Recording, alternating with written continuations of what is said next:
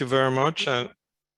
And good morning. Good morning, Erica. Good morning. I believe some of the ministers are here, my distinguished colleagues and friends of the region.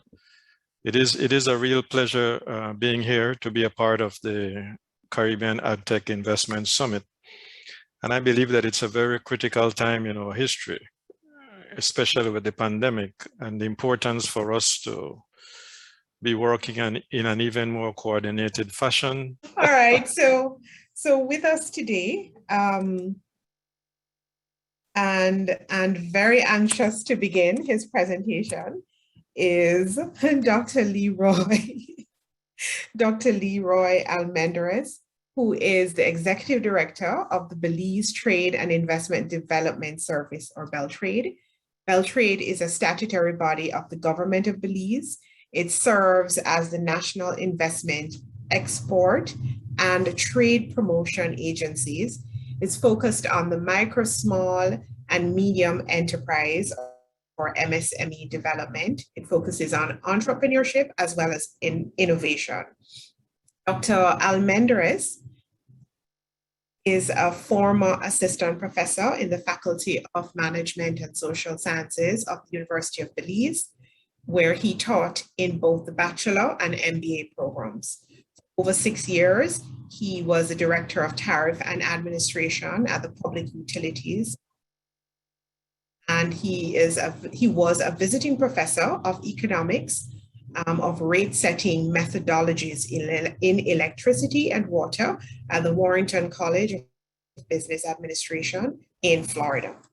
He is also the former Director General of Foreign Trade and was also an economic consultant for the IDB and the ACP. Leroy holds an MBA from the University of the West Indies, Cave Hill campus, as well as a doctorate in organizational leadership from Nova Southeastern University. It gives me great pleasure to welcome Leroy, friend of the Caribbean, and definitely one of the strongest proponents of investment. And he will talk to us about investment in the agribusiness sector in Belize.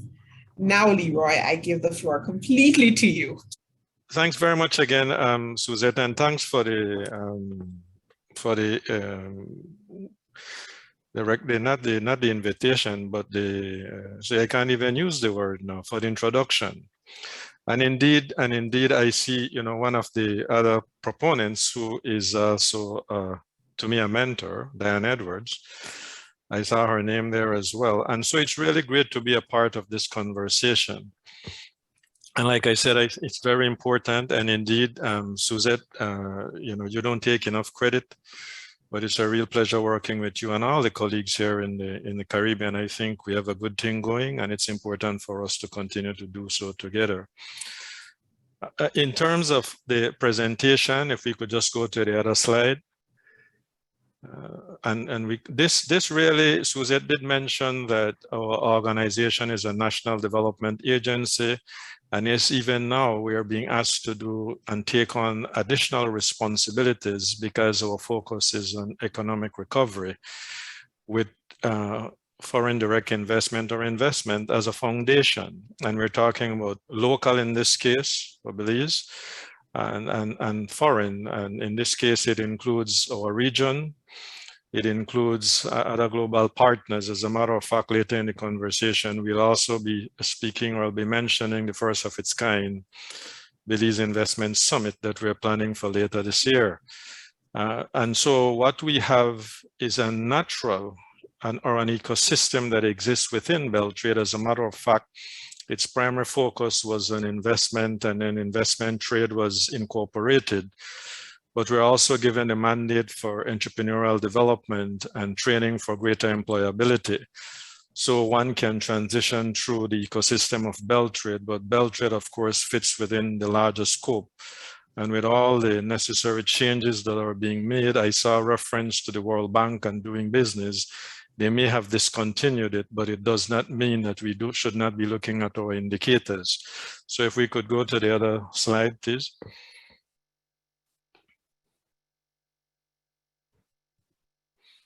And normally, this is what you would say, why Belize? In this case, why Belize? And of course, our focus in here will be on agriculture, agro-processing.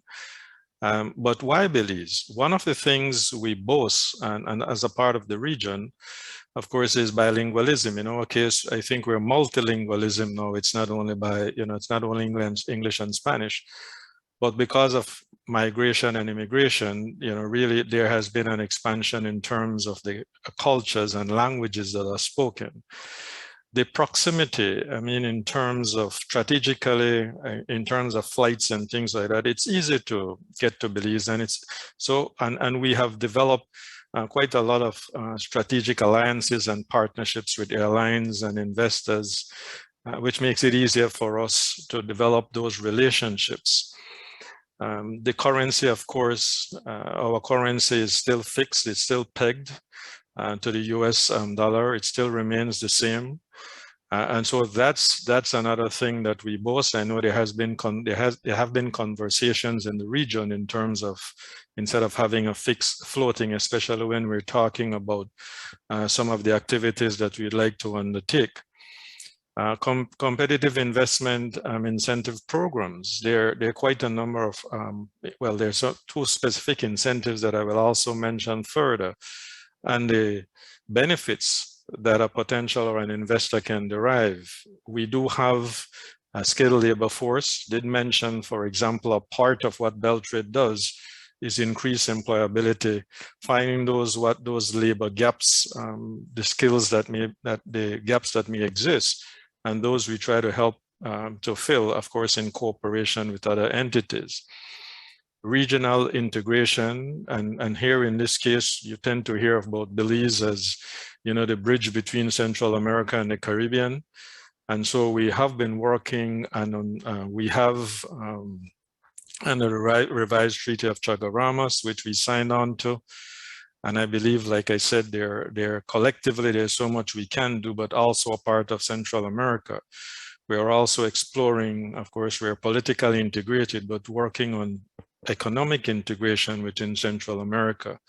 And so it helps us because, as Suzette would know, we have brought together these partners before in a central location to dialogue, because there are much benefits that we can, especially now with the challenges faced by the pandemic and diminishing resources. It's important for us to take advantage of the existing resources and not waste those resources, whether it's human or capital.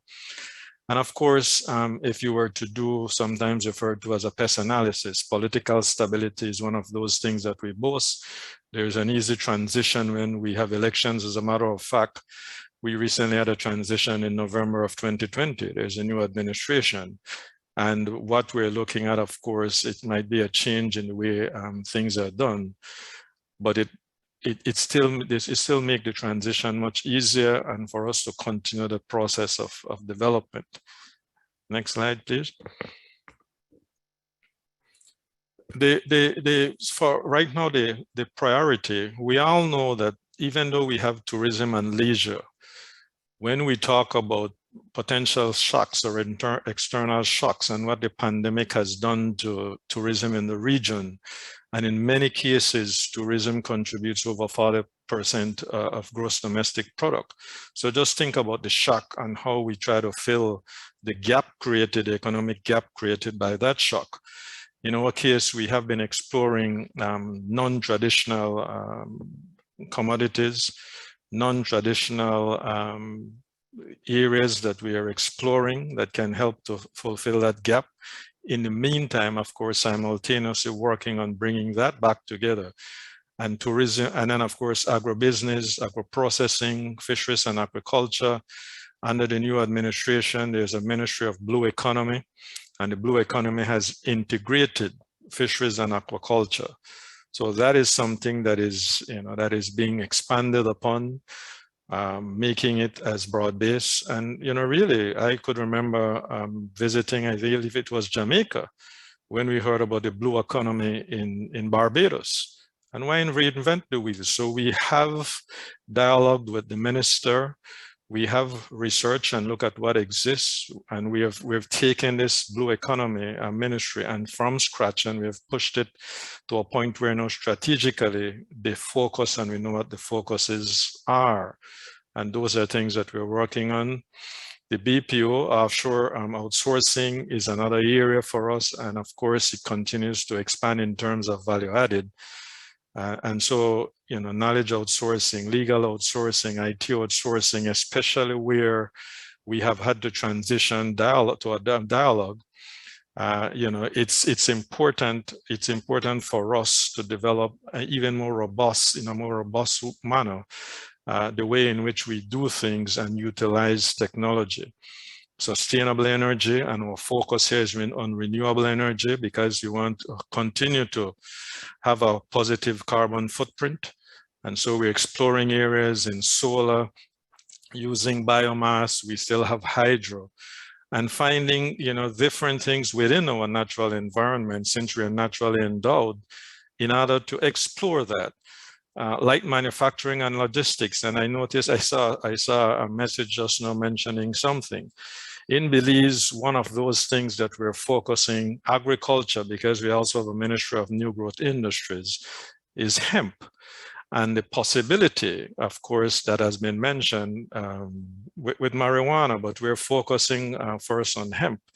And hemp, as we know, the THC level to meet global standards is 0.3. In at least one country, I know it's 1%, but we're focusing on 0.3. And so that's another area that we're focusing. And like I said, our agricultural industry, our ministry, we have taken a very aggressive and practical approach to fill those gaps. And we have seen some of the positive changes that exist, that have happened in the last 10 months or so, with an increased emphasis on export of our agricultural products. Next slide, please.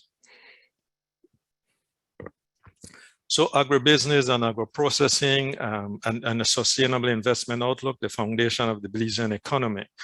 It currently contributes about 9% of gross domestic product, with the expectation that this will increase. It continues to be the base force propelling the local productive sectors. Again, in most of these cases, one of the things we have to focus on is technology, because we must reduce the cost of production. And that can only happen if we have updated technology that allows us to produce a unit of output in an even faster time, reducing costs and making us price competitive within this global marketplace. The traditional agricultural products, citrus is still there, but of course we have had decline in citrus, and in some cases because of diseases, but yes, it has continued to remain resilient. Banana as well, sugarcane. The preferential markets that we once had, those have been eroded with competition, but we still continue to maintain and seeking new markets within CARICOM, within the United Kingdom. Of course, with its, with Brexit happening, we have made sure that we've maintained a trade relationship with the UK and the EU. And of course, undergoing gradual and strategically planned transformation. Last information, sugar was, those were the figures that we had for sugar, banana, and citrus. But like I said, the government is focusing on expanding the export pie, and so to reduce the trade imbalances that exist.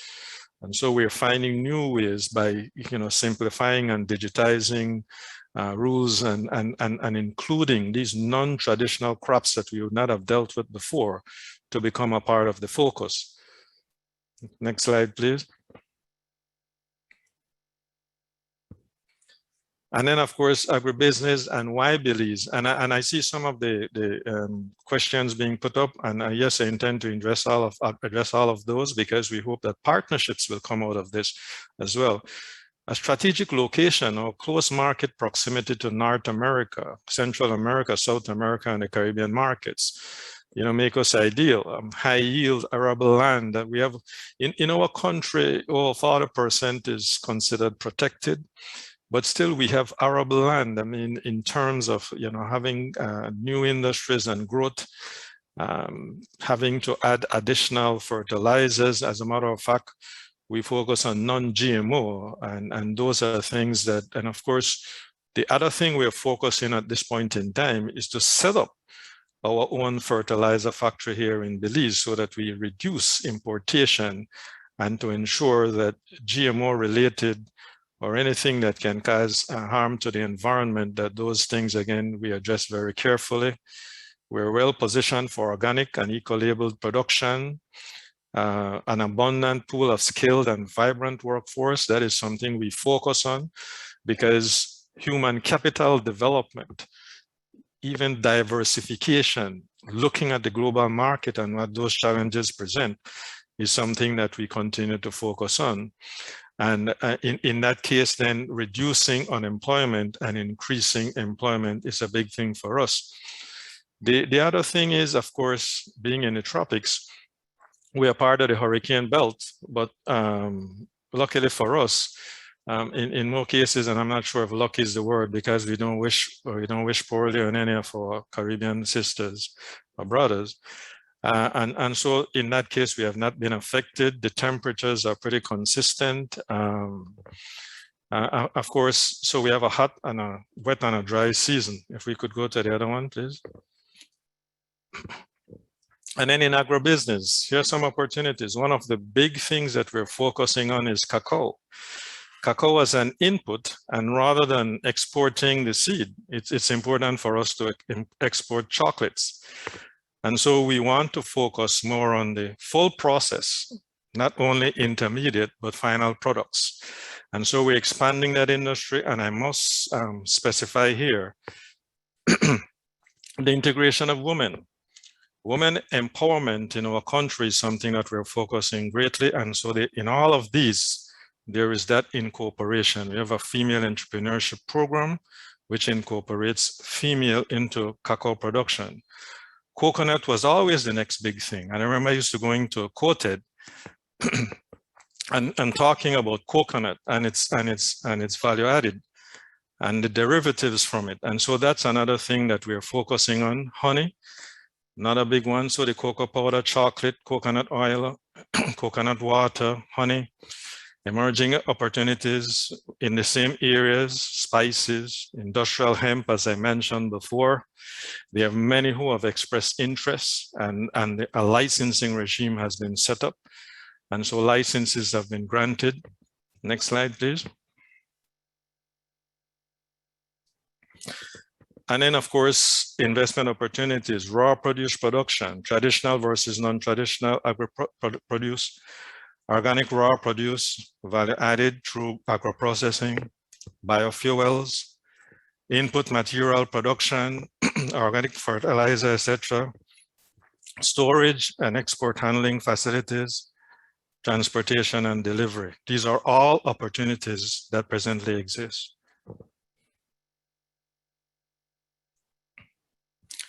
And some of our success stories, it's always good to discuss success stories. If you've benefited, talk to others. And that's one of the things that we want. The Santander Group, the Texbel Group, these are all success stories. Nalida with turmeric, Belcar export and import, the Copal Tree Distillery, all entities that have been successful, and we boast them.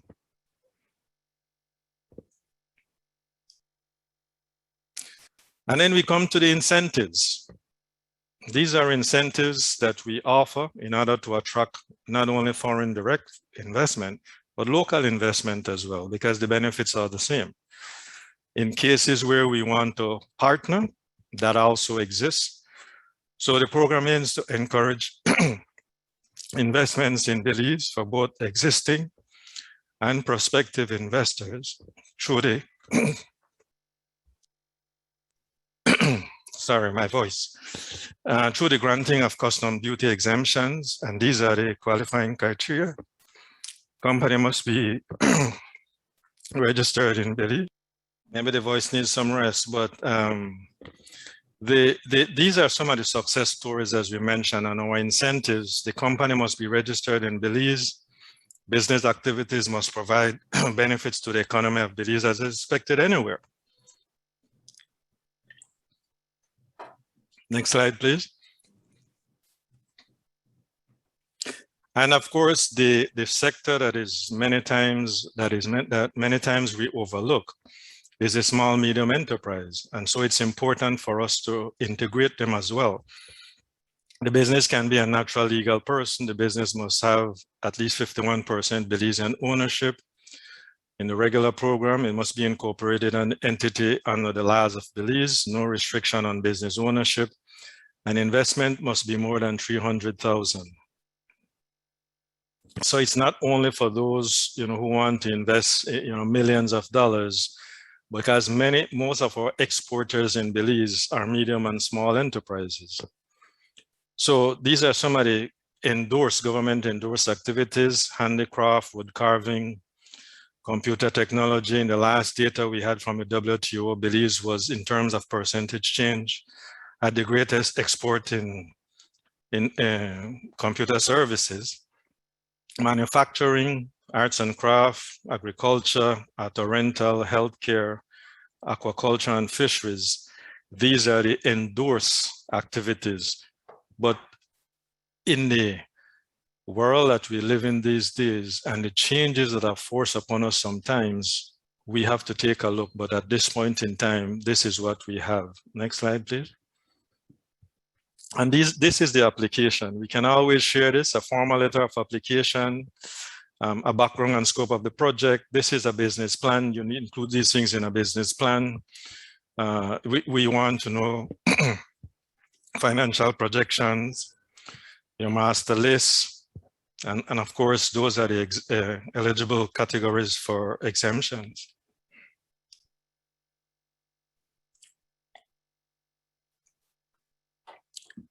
So the first step is a submission to Beltrade. And this comes to us. There's a letter addressed primarily in this case to the executive director.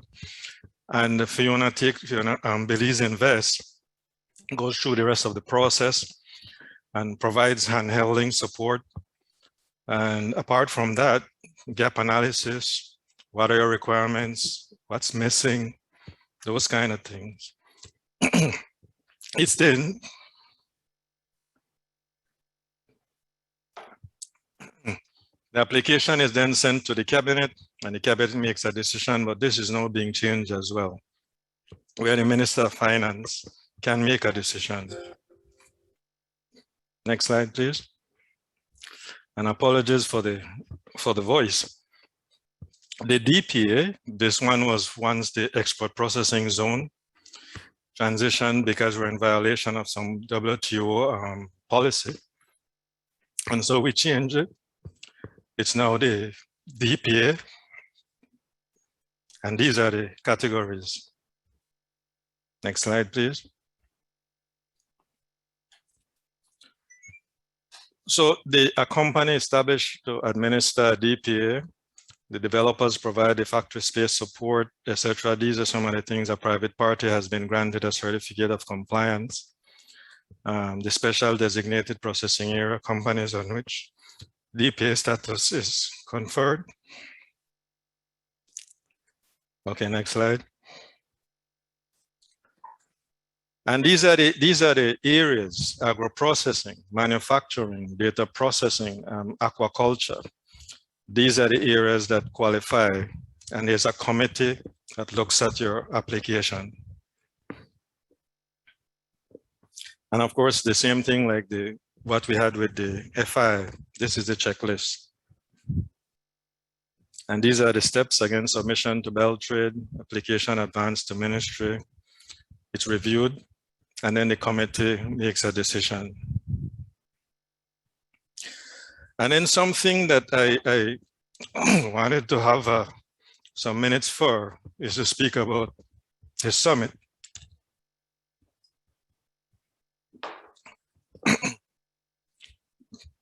For the first time, Belize is having its Belize Investment Summit in November, in the 10th and 11th. And so it's something we're boasting and hoping for it to be a success. We're inviting our partners from the region, globally. And we hope, like I said, that we have enough visitors, investors potentially, who want to,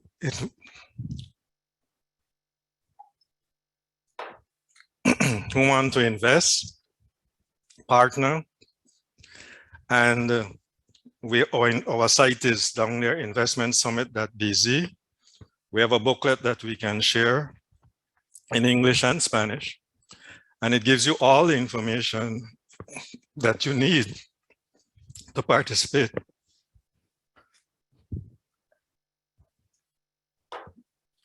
I want to thank you and for your patience.